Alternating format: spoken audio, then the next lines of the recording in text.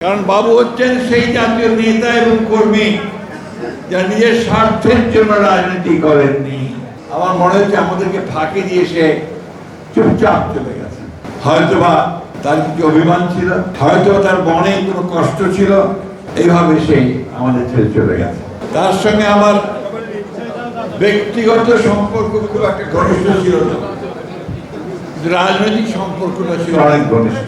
বিশেষ করে আমরা যখন ফ্যাসিস্ট হাসিনা বিরোধী আন্দোলনে একসাথে কাজ করছি, কাঁধে কাঁধ মিলিয়ে দেশনেত্রীর নেতৃত্বে, তখন তার রাজনৈতিক চেতনা, রাজনৈতিক যোগ্যতা, রাজনৈতিক সক্ষমতা এবং দূরদৃষ্টি বোঝার কিছুটা সুযোগ আমার হয়েছিল।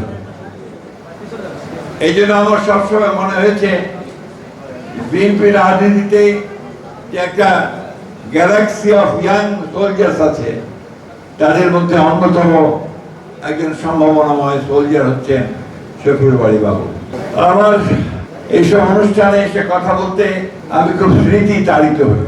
আমার একটা বদনামও আছে সাংবাদিকদের মধ্যেও, অন্যান্যদের মধ্যেও, যে আমি খুব তাড়াতাড়ি ইমোশনাল হয়ে যাই।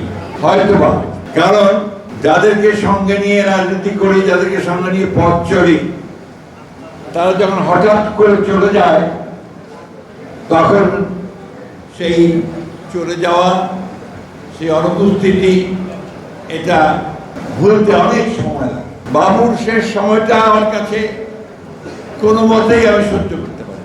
আমার কাছে মনে হয়েছে সে বোধহয় সঠিক চিকিৎসাটা নিয়েও যেতে পারেনি।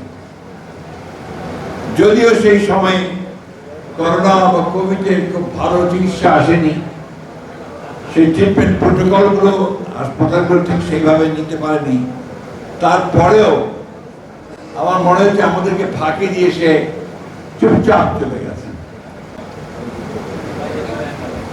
হয়তোবা তার কিছু অভিমান ছিল, হয়তো তার মনে কোনো কষ্ট ছিল,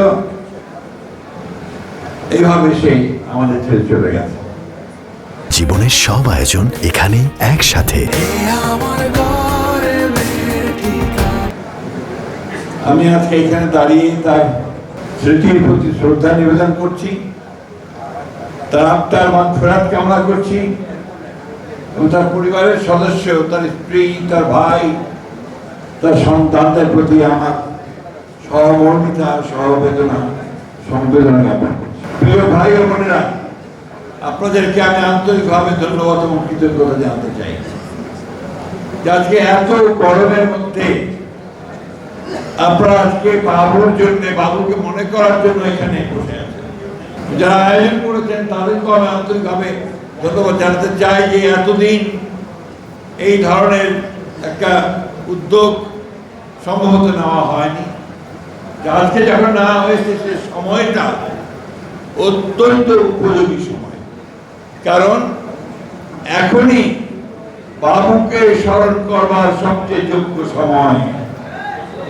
কারণ বাবু হচ্ছেন সেই জাতীয় নেতা এবং কর্মী যারা নিজের স্বার্থের জন্য রাজনীতি করেননি।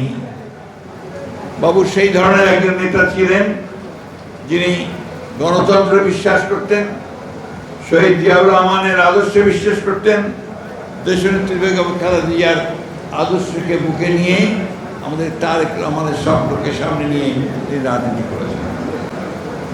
সেই মুহূর্তটা আমার এখনো মনে আছে, যখন এখানে বাবুকে মাথায় পিস্তল ধরে নিয়ে যাচ্ছিল।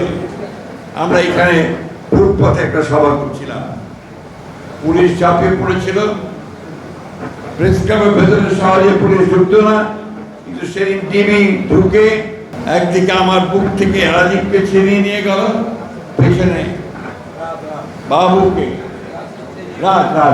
রাজকে ছিনিয়ে নিয়ে গেল, অন্যদিকে বাবুকে পিস্তল ধরিয়ে নিয়ে গেল। এরকম অসংখ্য ঘটনা আছে। আমাদের নেতা কর্মীরা অনেক ত্যাগ স্বীকার করেছে। আমি সেই জন্য গত পরশু একটা সভায় বলেছিলাম, গতকালই বোধহয়, যে আমাদের ছেলেদের ধরে নিয়ে গেছে, আমাদের যুবদল, ছাত্রদল, স্বেচ্ছাসেবক দল, শ্রমিক দল, মহিলা দলের নেতৃত্বের বাদ দেয়নি, নির্যাতন করেছে, নিপীড়ন করেছে, পা দড়িতে বেঁধে ঝুলিয়ে পিটিয়েছে, পায়ে নখ খুলে নিয়েছে, হাতের নখ খুলে নিয়েছে, কিন্তু আমাদের ছেলেরা কেউ আত্মসমর্পণ করেনি, কেউ মুচলেখা দেয় নাই।